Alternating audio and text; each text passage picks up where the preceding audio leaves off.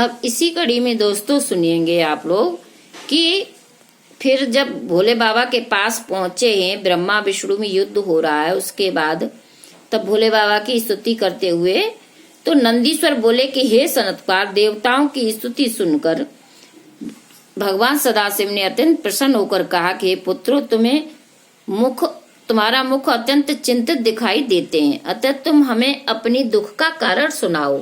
यह सुनकर सब देवताओं ने प्रार्थना करते हुए कहा कि हे प्रभु, इस समय ब्रह्मा तथा विष्णु में महाभयानक युद्ध हो रहा है। ऐसा प्रतीत होता है मानो थोड़ी ही देर में प्रलय हो जाएगा।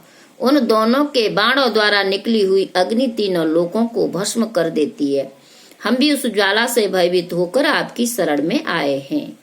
तो हे सनत कुमार, ये वचन भगवान सदाशिव ने देवताओं से कहा। हे देवताओं, अब तुम निशंक रहो, हम वहां जाकर युद्ध बंद करवा देते हैं।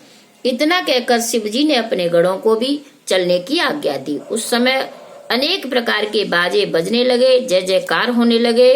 तत्परांत शिव जी गिरजा तथा अपने पुत्रों सहित मद्र नामक रथ में बैठकर देवताओं सहित युद्ध स्थल में जा पहुंचे। वहां शिव जी ने उन दोनों देवताओं को अपनी माया के वशीभूत हो युद्ध करते देखकर अपने ज्योति स्वरूप को प्रकट किया।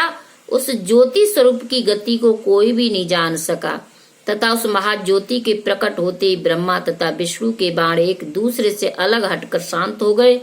इस आश्चर्य को देखकर ब्रह्मा तथा विष्णु ने युद्ध करना बंद कर दिया और यह निश्चय किया कि हम दोनों में से जो व्यक्ति इस ज्योति स्वरूप खम्भे के आदि तथा अंत का पता लगाएगा, वही सबका स्वामी स्वीकार किया जाएगा। इससे निश्चय अनुसार विष्णु सूकर का स्वरूप धारण कर पृथ्वी के नीचे की ओर चले तथा ब्रह्मा हंस का स्वरूप धारण कर आकाश की ओर उड़े।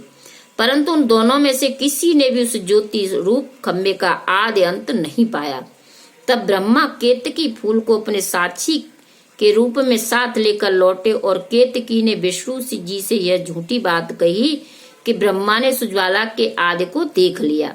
परंतु विष्णु जी ने इसी सत्य को स्वीकार किया कि वे इस ज्वाला के अंत को नहीं पा सके। बोलो शंकर भगवान की जय, माता पार्वती की जय।